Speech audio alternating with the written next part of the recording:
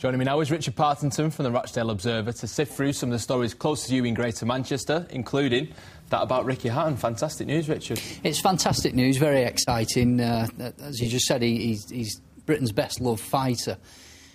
You can't help but have concerns, though, that you don't want to see Ricky in particular take one fight too many. We'd love him to quit while he's the great personality that he is. And I can't help but think there's many a door open to Ricky being the personality he is. And I must admit, I'm a little bit sorry to see him going back into the ring in a sense. OK. So do you think, why do you think he's going back in then? Do you think it's pride? Do you think it's to get over the two defeats? Obviously, the only two defeats of his career. I think, obviously, he was at his brother's fight at the weekend, and, he must feel that buzz. But it's like us married men now, we see these young lads going out on the town and what have you, and we feel that buzz, but those days are gone, and you can't help but think, perhaps it's time for Ricky to hang the gloves up in the same way everyone does, Yeah, OK. Well, we've mentioned it. It's one Manuel Marquez, which I've stumbled over twice already. I'm not going to do it again. He's said to be fighting, and possibly at the City of Manchester Stadium, which would be great for us and obviously the city for it to be here as well, I guess.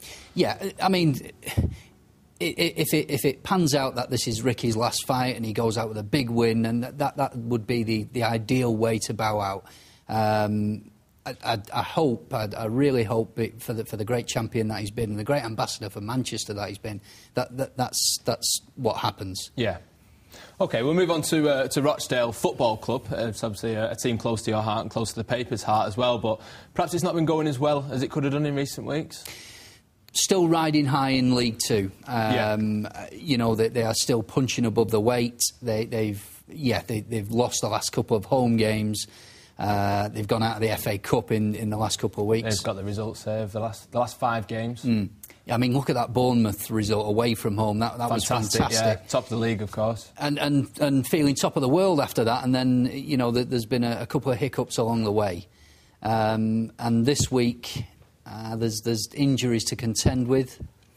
There are loan signings who've gone back to the parent club. Simon Whaley and Dale Stevens have both gone back. Yeah. The skipper Gary Jones has had not so much a recurrence of a hamstring injury as I'm led to believe it's complications relating to his initial hamstring injury. I don't know how long he's going to be out for, but who knows with a hamstring problem.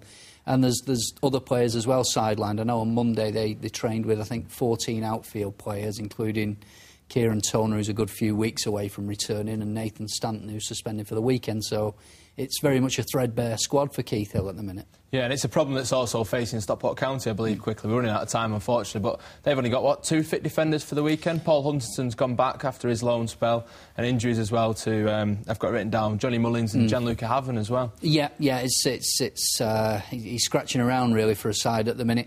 Good news, quickly, for County is that they've managed to sort out one of the biggest hurdles that was stopping the takeover of the club in terms of the Football League, who insist on football clubs having the first say as to when they play their home games. Now, obviously, with County being tenants at Edgeley Park to Sale Sharks, they didn't have that right.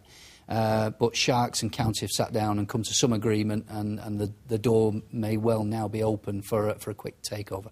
Excellent. Well, we'll hope that's what happens, and thanks very much for coming in today, Richard, to dissect some of the stories. Thank you.